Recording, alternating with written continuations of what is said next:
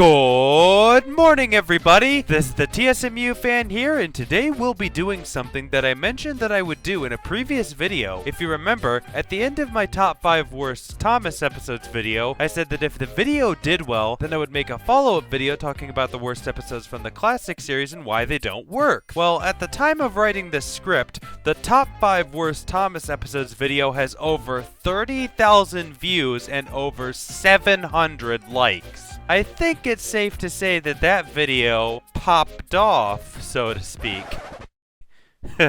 Sorry about that. So today, I'm going to follow through with my promise and give you all a video of me going over all of the worst episodes from the classic series of Thomas and Friends. Now, I just want to clarify that these are not going to be in any order of ranking or anything like the previous video. What we're basically going to be doing in this video is going through all the seasons one by one in numerical and production order. And I just want to state this here because I forgot to add it in the previous video, but everything that I state here is purely my own opinion. If you think that there's an episode out there that's worse than any of the ones here that I will be covering, then that's fine. This list is made up of episodes that I personally think are bad and don't really work. And of course, if I cover an episode that you like on this list, then just know that I am not trying to crap on your opinion. This is my own personal list and my own opinion after all. So anyways, with all that out of the way, let's jump right on in and cover the worst episodes of the classic series of Thomas the Tank Engine and Friends. We will be starting this list off with Season 1.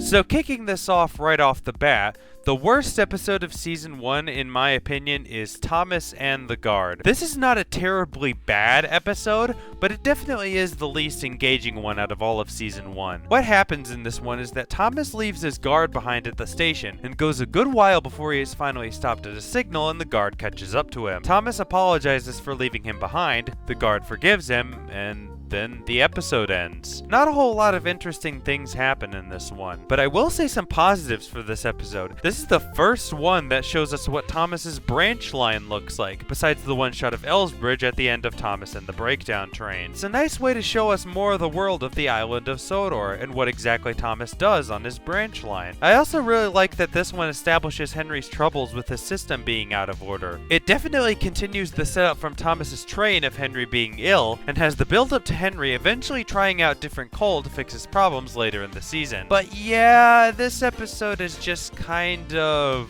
boring. And I hate to say that about this episode since this is the first season we're talking about here, and the show crew probably still needed to find their footing, and they definitely would in later episodes and seasons, but in terms of this episode by itself, it's just not all that interesting to me. Every single other episode before this one at least has something fun happen in it. Thomas and Gordon has Gordon pulling Thomas behind him with the Express. Edward and Gordon has Edward proving that he's still a really useful engine. The sad story of Henry, of course, has Henry getting bricked up in the tunnel. Edward, Gordon, and Henry has Henry getting let out again after Gordon breaks down, etc., etc. Probably the most interesting thing that happens in this one is Annie and Clarabelle trying to stop themselves while Thomas pulls them along without realizing that he left the guard behind, and that really says a lot. Also, I will say that the little stop motion sequence of the guard running up to catch the train when Thomas is finally stopped is pretty fun and creative, but is that really it? Also, I just realized this now while writing this script,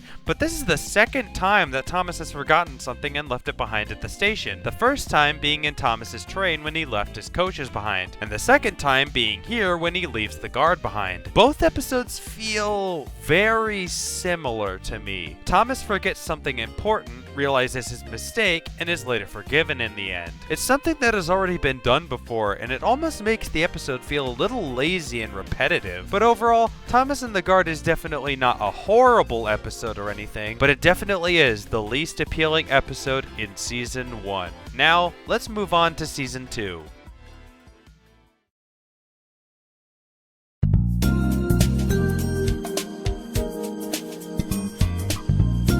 The worst episode of Season 2 is, in my opinion, better late than never. So let me just start this off by talking about an interesting fact about this episode. So, for those who don't know, there was a cancelled episode of Season 2 called The Missing Coach, which is about Donald and Douglas's arrival to Sodor. The show crew had originally planned to combine Hello Twins and The Missing Coach from their book to form one complete story that would make up a 3-part arc for them. However, the episode was halfway finished before Britt Allcroft decided that the plot of the episode was too difficult for children to understand, and so The Missing Coach was cut, and the 3-part arc was reduced down to a simple 2-parter, with the narrator rapid fire introducing and explaining Donald and Douglas's arrival to us at the beginning of Breakvan. Donald and Douglas are twins and had arrived from Scotland to help the Fat Controller, but only one engine had been expected. The twins meant well, but did cause confusion. The Fat Controller had given them numbers, Donald 9 and Douglas 10. But he was still planning to send one engine home. I don't blame Britt for this decision, honestly. This story is a pretty confusing one. After learning of the episode's cancellation, many fans began to speculate on what episode replaced The Missing Coach. Some people said that it was Thomas, Percy, and Nicole, since that episode features a lot of the same sets that were present in the cancelled episode. However, in the shot of Percy after he crashes through the buffers and is watching Thomas getting covered in coal, you can see that the station master's house in the background has a huge hole in it, indicating that this episode and Thomas Comes to Breakfast were filmed at the same time. Now, I don't exactly know what the filming order of the episodes would have been for Season 2, but I think this confirms that Thomas, Percy, and Nicole wasn't the episode that replaced The Missing Coach. Some people speculated that this episode was the one that replaced it, seeing as this episode is a very simple one with not a whole lot of action. People even theorized that the shots of Thomas coming into the station tired and angry from this episode were actually from the cancelled episode and were reused. But I don't think that's true, seeing as Bertie was present on set for this episode's shoot, and he wasn't in the cancelled episode. Some people theorized that it was Thomas and Trevor, others theorized that it was The Runaway since that episode featured so much stock footage, but I think that people from the fandom have since narrowed down the selection of episodes using context clues from the concept art and from the production of the episodes themselves and figured out that the episode that replaced it was most likely Daisy, and yeah, I can kind of see that, especially since Daisy's faces are just Bokos repainted and retrofitted to look more girly. Now, with all of this out of the way, let's talk about the episode itself. I can definitely see where people were coming from thinking that this episode was the one that replaced The Missing Coach. As I said earlier, this episode is very simple and doesn't have a lot of action. The plot of this episode is that trains crossing on the viaduct on the main line have to go slow while it's being repaired, which Thomas complains to them about since it makes him late to collect Bertie's passengers. However, when Thomas comes across Bertie one day broken down on the crossing after being extremely delayed by James, he's able to take Bertie's passengers home safely because he was late to arrive at the station, and both of them realize that sometimes being late isn't so bad after all. Again, I want to clarify that this episode is not bad at all, but it definitely is a very uninteresting episode where nothing of substance really happens. The pacing in this episode is very slow, with a lot of drawn out shots, especially of the ones featuring the engines crossing the viaduct. The music here is great, but come on, they couldn't have at least streamlined this segment more to not make it feel drawn out? I won't complain about this episode being confusing either, as the plot of this episode is pretty understandable, at least to me. Since Thomas was late, he was able to help Bertie get his passengers home and be there for a friend in need. And it's very clear what the moral is here. Like I stated earlier, it's being late isn't such a bad thing after all. If Thomas had been on time, he wouldn't have been there to help Bertie get his passengers home. But overall, this episode is pretty uninteresting and kind of forgettable. Again, like I mentioned earlier, I can definitely see where people were coming from when they theorized that this episode was the one that replaced the cancelled Missing Coach. Anyways, moving on to Season 3.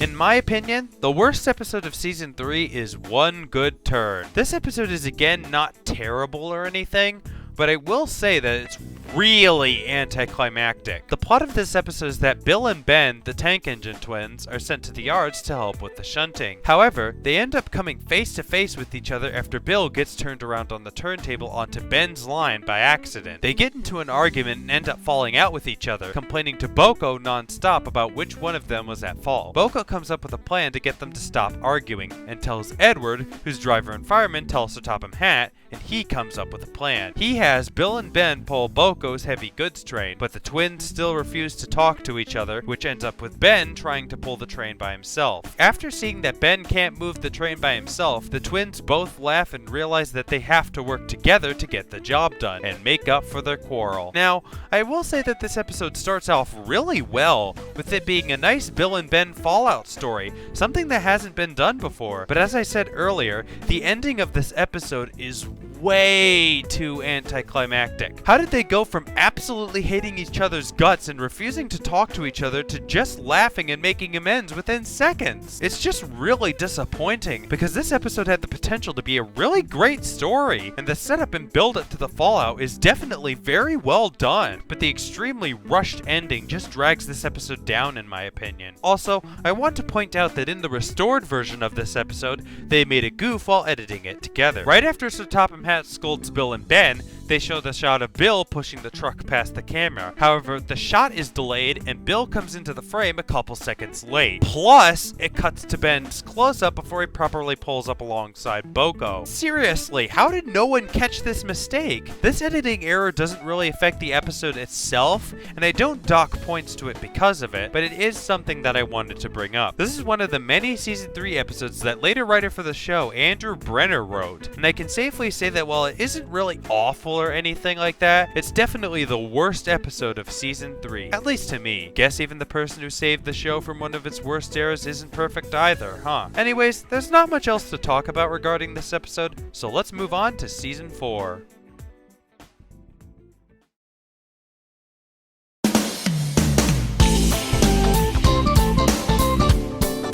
Now, it's going to be tough to choose the worst episode of Season 4, as Season 4 has a lot of really great episodes, but if there was one that I had to choose that doesn't really fit in with all the others, it would have to be Mind That Bike. Every single other episode from Season 4 was adapted from a story written by the Reverend W. Awdry. However, the last 3 episodes of Season 4 were all Christopher Awdry stories. Those episodes being Fish, which was pulled from the book Really Useful Engines, Special Attraction, which was adapted from 2 stories from the book Toby Trucks in Trouble, and Mind That Bike, which was also pulled from Really Useful Engines. The adaptations of the other Christopher Awdry stories are both fine here, with both episodes featuring incredibly spectacular crashes, but Mind That Bike is the odd one out, at least in my opinion. The plot of this episode is that Tom Tipper the postman always uses his van to deliver the mail to many different parts of the island, and also helps load the bags of mail into Thomas and Percy's mail trains. However, one day, Percy finds out that Tom Tipper has been given a bike to use instead of his van because, according to Tom, his postmaster had said that the van was too expensive to run. As a result, he can't help to load the mail trains anymore. Percy tries to think of a way that he can help, and accidentally does so when Tom leaves his bike propped up against Percy's mail vans while he's in a hurry, and Percy ends up destroying Tom Tipper's bike in the process. He's of course upset about it, because now it means he will have to deliver the mail on foot. But the next day, Percy learns that Tom Tipper was given a brand new post van, and Tom explains to him that after learning of the bike's destroyal, his chief decided that a new van would do the job much better than another bike, and would be worth the expense. Percy realizes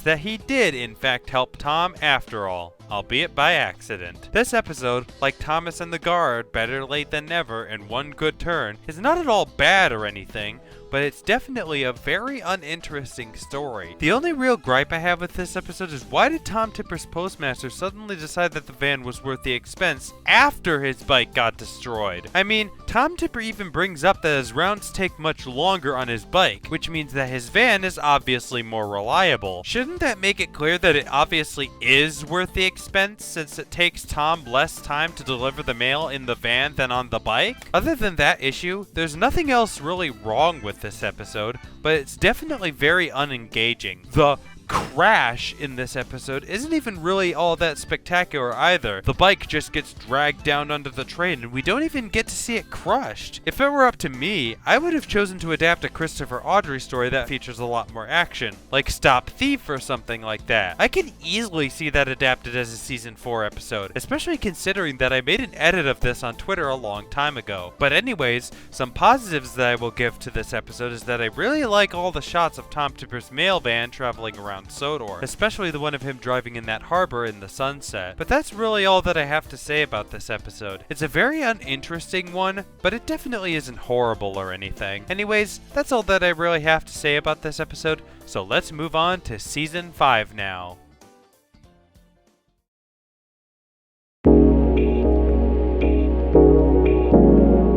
The worst episode of Season 5 is Gordon and the Gremlin. This one is just extremely confusing. So the plot of this one is that Gordon's fire doesn't want to start one morning, and the engines over here, the firelighter, mention that it might be gremlins causing trouble. And sure enough, trouble seems to occur around every corner. As the turntable isn't working so that Gordon can collect his coaches, Thomas gets delayed by a cow straying onto his line, the special visitor Gordon takes is a bumpy ride, and her dog runs off when Gordon's whistle frightens it. The dog jumps into Thomas's cab, and he takes the dog and Sir Topham Hatt's special visitor to the docks, and it's revealed that the special visitor was his mother. The episode ends with his mother naming the dog Gremlin, and Sir Topham Hatt joking about how he finally met one at last, also remarking on how his mother said that they are all really useful engines, and how his mother is always right. Now, let's start off by saying that this episode doesn't really do that great of a job explaining what exactly gremlins are, with it just saying they're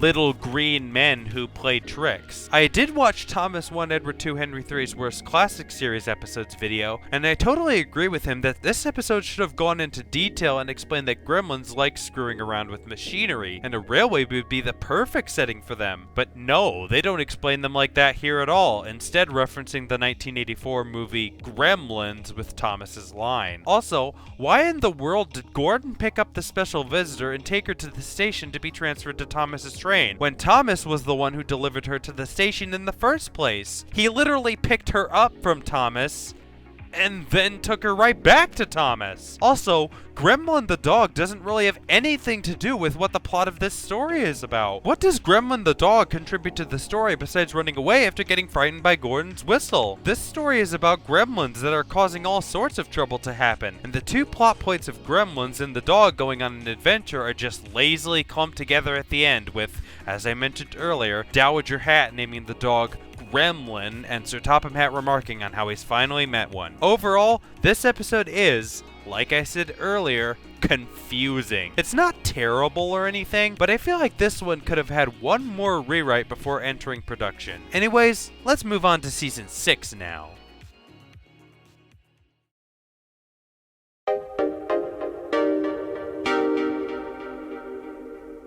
Season 6 is easily when the show's quality really started to take a dive, and this is most likely due to the fact that only 15 scripts were written and finished merely 2 weeks before filming began, which were all written by students as according to former head writer Abby Grant. As a result, a lot of characters act pretty out of character this year, with a notable example being all the big engines suddenly not respecting Edward anymore after Edward's exploit in the episode Edward the Very Useful Engine. Now, Season 6 has a lot of episodes that people consider as bad, but my pick for the worst one is going to Middle Engine. Again, as I mentioned earlier, I watched Thomas 1 Edward 2 Henry III's Worst Classic Series episodes video, and this episode was his least favorite episode, and after seeing what he described regarding it, I can see why he disliked it so much. So, the plot of this episode is that one day, Percy is sent to the scrapyards to collect coal trucks. First of all, what are coal trucks even doing at the scrapyards in the first place? Why is Percy collecting coal from the scrap yards? Also, in the first shot of Ari and Burton this episode, you can see James on the side of them. This is because they reused their close-ups from later in the episode when James is talking with them. Now, this isn't really an issue in the full screen version of this episode, because in that version, James's running board can only barely be seen in the bottom left corner of the screen when they show the close-up shot of Ari. But in the widescreen version of this episode,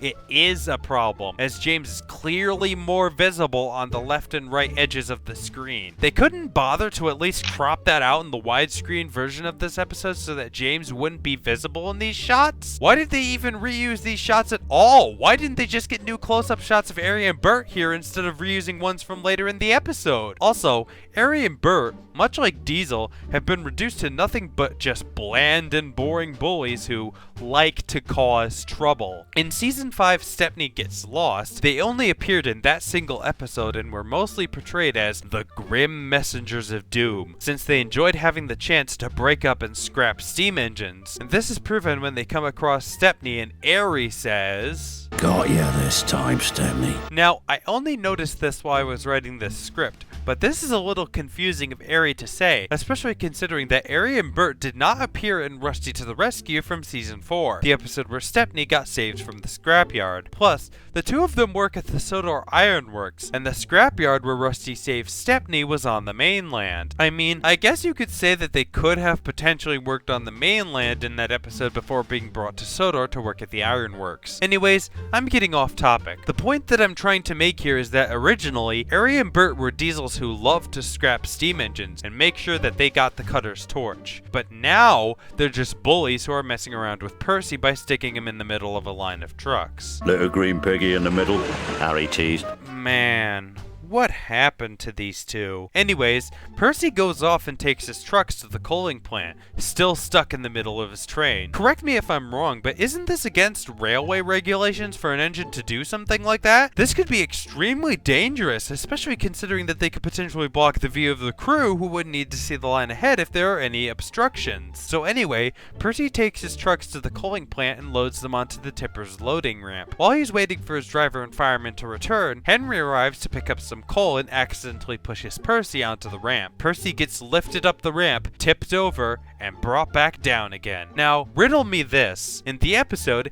it says that Percy cried out for help, but no one heard him. Wouldn't some workers at least see Percy getting lifted up on the ramp? Especially considering how slow that ramp was lifting him up, it would have been kind of impossible to not see him. Also, wouldn't that loading ramp only be able to hold the weight of trucks and not engines? I assume that's what it would have been designed for, so how did it even lift Percy up in the first place? Also, I know that I said in my top 10 Thomas episodes video that I'm not the kind of person who complains about the Sir Topham Hatt blaming engines for things that were totally out of their control cliche, but in previous episodes that use this trope, the engine who caused the incident was also partially to blame, like in Thomas and the Trucks. Sir Topham Hatt's cross at Thomas for coming in so fast and nearly causing an accident, and tells Thomas that he still has a lot to learn about trucks. Yes, this was out of Thomas's control because he didn't know that the trucks would push him down the hill and nearly cause an accident, but at the same time,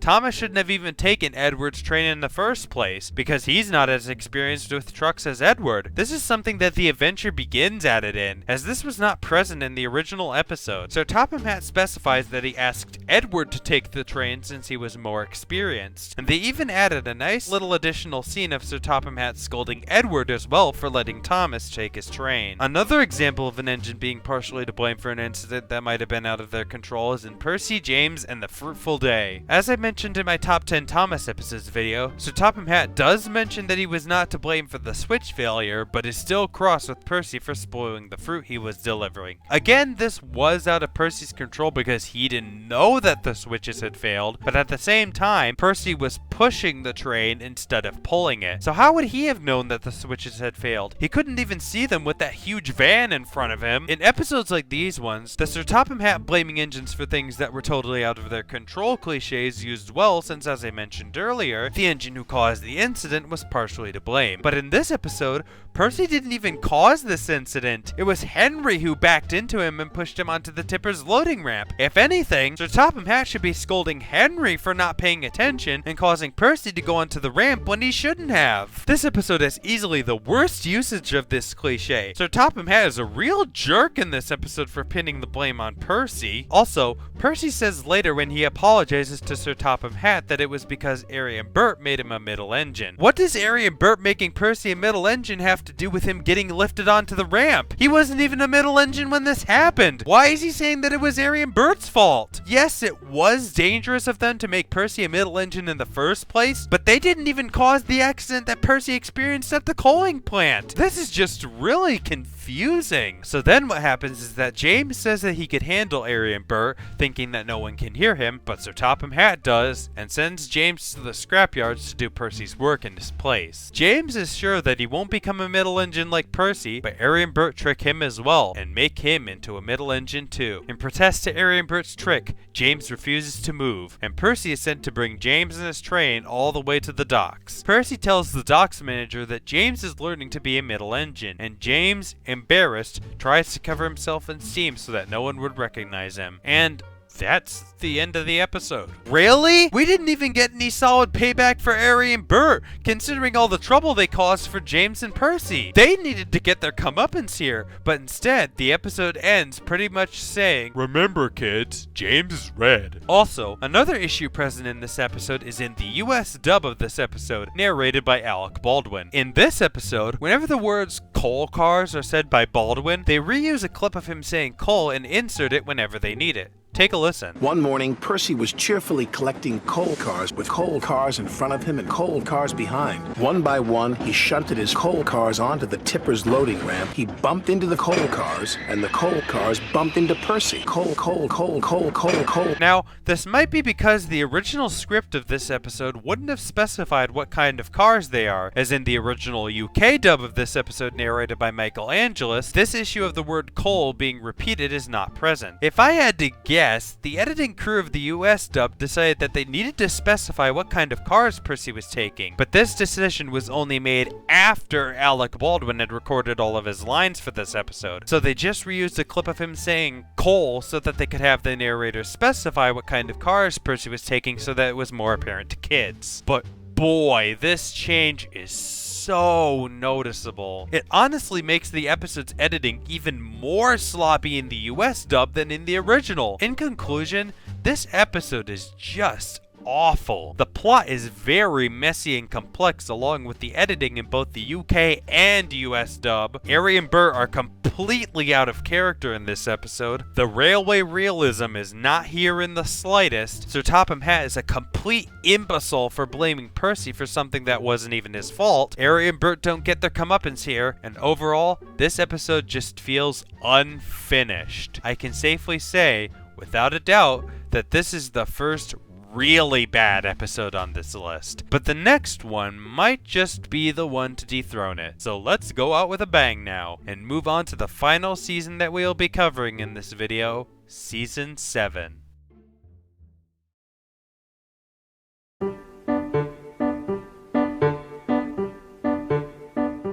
You all know what I'm going to say. Say it with me now. The worst episode of Season 7 is The Old Bridge. Okay, so the plot of this one is Skarloey travels across this old wooden trestle bridge every day to do his work. One day, the bridge gets damaged after a storm, and Skarloey doesn't see the broken bridge until he falls in between the supports of the bridge and dangles above the river below. Because of this incident, it causes Skarloey to become scared of crossing the bridge, and he refuses to collect the workmen's trucks that were left on the bridge, even after the bridge was mended. Rheneas is cross with Skarloey, because now this means that he has to do Skarloey's work as well as his own, and later he puffs over the bridge and runs out of water. Skarloey bravely makes his way onto the bridge and saves Rheneas, overcoming his fear of crossing the bridge and enjoying that part of his journey more than ever. So let's get the most glaring problem in this episode out of the way first. Skarloey is severely out of character in this episode. In previous seasons, Skarloey is an old and wise character, very similar to Edward in a sense. And in Four Little Engines, Skarloey perseveres through one of his springs breaking while taking passengers and bravely gets his train home. He's a character who will face whatever life throws at him and battle it head on. But in this episode, he's portrayed as unwilling to cross a simple bridge that he should know by now is perfectly safe to cross. Now, I do appreciate that this episode shows us the crazy incident that causes Skarloey to become afraid of crossing the bridge, and it does seem a small bit understandable why he would be a little apprehensive, but still, Skarloey's original character was about never giving up and persevering through the worst of situations. It just feels completely wrong. I almost think that Duncan would have probably made for a better lead for the story instead of Skarloey. I mean, If you think about it, Duncan did stop on a bridge and refuse to work back in Season 4, and there's an episode in this season where he gets stuck on a broken bridge and needs to be rescued. Now, as out of character as it is for Skarloey to be scared of the bridge, it's pretty nice that he drops everything and comes to the rescue as soon as he hears that Rheneas is in trouble. When you think about it, Rheneas and Skarloey had been working the Skarloey Railway by themselves for a long time before Peter, Sam, and Sir Handel arrived, so the two of them are obviously very close to each other. That bond between them both is still very much present here, and as much as Skarloey is out of character here, I appreciate that they kept his relationship with Rheneas fairly consistent. Also, random side note, what are these trucks doing down here off the tracks next to the river in this shot? Are these supposed to be Peter Sam's trucks that fell off the bridge and Duncan gets spooked? I mean, his driver does say, "We'll have to get help to pull them out." Yet we never see that happen in the episode itself. I like to think that a rescue operation did occur to get the trucks out, but when they realized that their crane couldn't reach down far enough to lift the trucks out, they just said, "Screw it," and left them there. And over time, the trucks washed up onto the side of the riverbank. However, something that debunks this theory is that the trucks that Peter Sam lost fell off of an iron bridge with a swamp below it, and the bridge that Skarloey was afraid to cross, as I mentioned earlier, is a wooden trestle bridge with rushing water below it. So I guess it's really anyone's guess as to how those trucks ended up there. Anyways, in conclusion, this story has the completely wrong character as the lead of it, which makes the episode one of the worst episodes the classic series had to offer. And because of this episode, it caused Skarloey to be portrayed as a childlike, young kid for the entire rest of the hit era until the CGI series, as opposed to the kind, wise, and brave spirit that he was back in the classic series. I'm the bravest engine in all the world! Old Faithful, what happened to you? So if I had to choose one word to sum up all of the episodes that we've covered in this video, Thomas and the Guard would be unengaging, Better Late Than Never would be uninteresting, One Good Turn would be anticlimactic, Mind That Bike would be mediocre, Gordon and the Gremwood would be confusing, Middle Engine would be indolent, and The Old Bridge would be inaccurate. In conclusion, the classic series wasn't safe from having bad episodes of its own. Some episodes were just as bad, if not worse, than the rest of the content that would follow it. And it really just goes to show that even the most perfect things have their little flaws here and there, and that nothing is 100% perfect. But hey, I'd rather only have a couple episodes in a season here and there that aren't very good instead of having an entire season with episodes that aren't very good. And I think that all of us, regardless of opinion, can agree on that. And with that, that's the end of my video covering the worst episodes of the classic series. Just as expected, and I mentioned this at the end of my top 5 worst Thomas episodes video already, this video was a really interesting topic to cover, and I really liked going in depth for some parts, like describing the history of the missing coach and why it got cut, and explaining why Season 6 was such a downgrade as opposed to Season 5. Again, what are your least favorite episodes of the classic series? Go ahead and feel free to share yours in the comments below. And one last thing, if you notice, the scans that I have of the illustrations from the book Really Useful Engines that I used in this video are much higher quality than the ones that are currently on the wiki. That is because I recently got my hands on the book itself and scanned the illustrations with a new scanner that I haven't used yet. I'll be putting a link in the description to them below, and I plan to expand more and add more Christopher Audrey illustrations to there. So watch that folder for new scans. Feel free to do whatever you'd like with them too. Use them in your own videos, put them on the wiki, whatever. Anyways, that's going to do it for this video. I'll see you guys in the next one. Thanks for watching, and make sure to like and subscribe if you'd like to see more videos like this one. This is the TSMU fan, signing out.